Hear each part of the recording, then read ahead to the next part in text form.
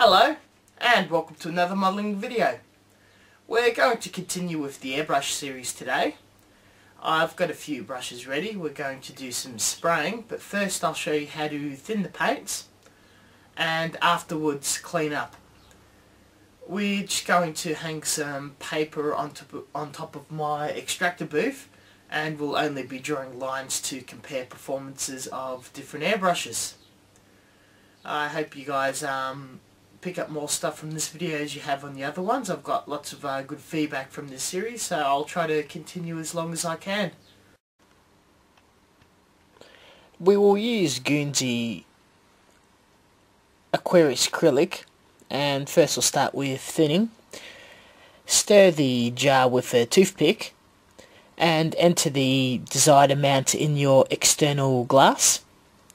Put a toothpick in there and run the liquid down it to prevent spillage. And after that we're going to thin the paint, 1 part thinner to 2 part paint. I choose Tamiya acrylic thinner. It works fine with any paint. And once the thinner is added via an eyedrop, just give it a little bit of a stir. The Superworks double action airbrush is a cheapie that I bought from an automotive store with no research.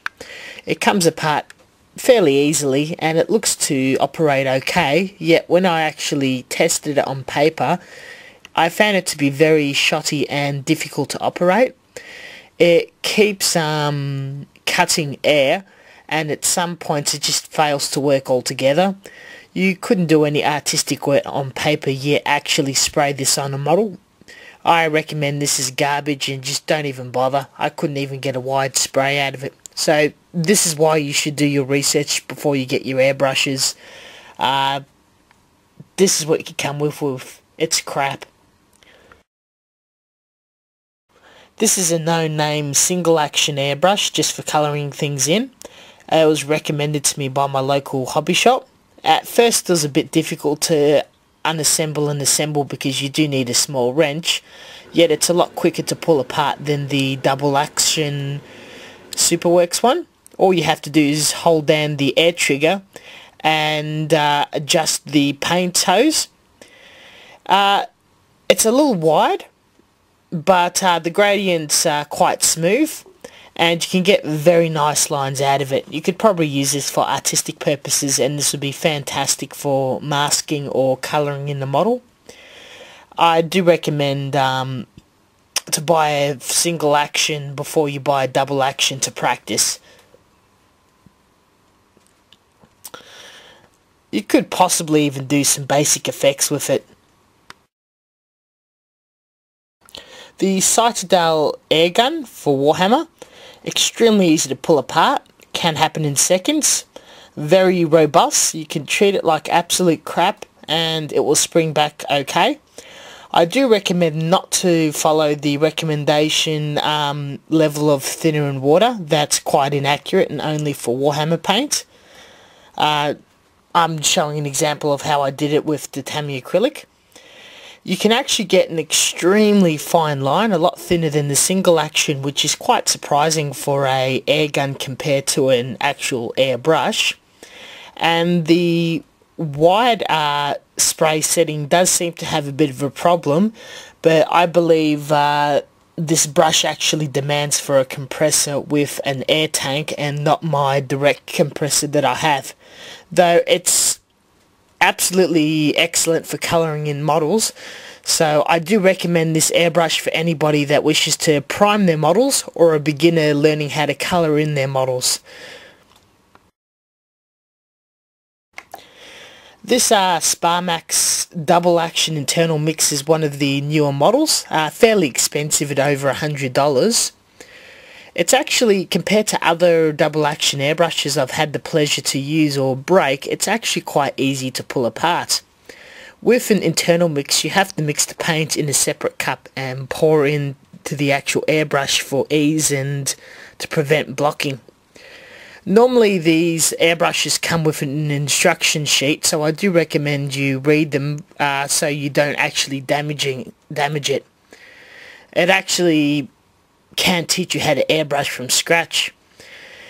The small gradient lines are absolutely amazing. Their control and flow is just fantastic. I would love to do more double action airbrushing and actually start getting into some effects so I can teach it on this channel later on. You could colour models in with this, though I suggest you don't use primer for pulling apart and cleaning. It can be a little difficult, unlike the single action airbrushes. Though for the price you can see the results is absolutely stunning and worth it. The most important thing about airbrushing is cleaning up. Remove the paint from the airbrush into a jar of paint. Some tutorials will recommend that you throw the paint out, but I reckon it's perfectly fine. It doesn't dry up over time. And wipe the cup out or the glass cup out with a bit of toilet paper or towel. And then we'll actually use Windex to completely clean out the brush. Windex is a paint removing or an anti-paint formula, which is quite good. It gets in all the crannies, moves all the paint out, doesn't matter if it's acrylic, enamel or lacquer, and spray it in a piece of cloth or one of these cleaning stations. Afterwards I actually continually flushed out my brush with methylated spirits.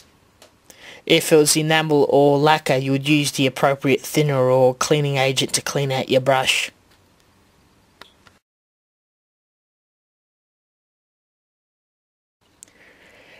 In conclusion, out of the 4 airbrushes I did review or do recommend, when starting out and you do purchase a compressor, before you buy a double action airbrush, and even if you go into your research, go to your hobby store and ask what's recommended with a single action airbrush, or if you can get your hands on it, the Citadel air gun. This will teach you about the raw basics. They're very forgiving. They don't have a very skinny needle inside that's easily damaged, and can take a fair amount of abuse. If you let the paint dry up inside or do an absolute amateur or bad mistake, it's very easy to go back and clean. If you made the same mistake with a double action, it wouldn't be so forgiving. We've also seen the problems on buying a poor quality double action and why we should avoid this so you're not wasting your money. If you have any further questions, please forward it to me. I'm happy to answer. But as I'll always say in this series of airbrushing, as much research as possible. If you do come across another tutorial on airbrushing, I do recommend you take any advice you can, get on board. At this stage, the best you can do is go out, find the equipment and give it a go yourself. You'll find it's very rewarding and a lot of fun to airbrush once you're used to hand painting all the time, and the finish is absolutely amazing. Thank you for watching, and until next time.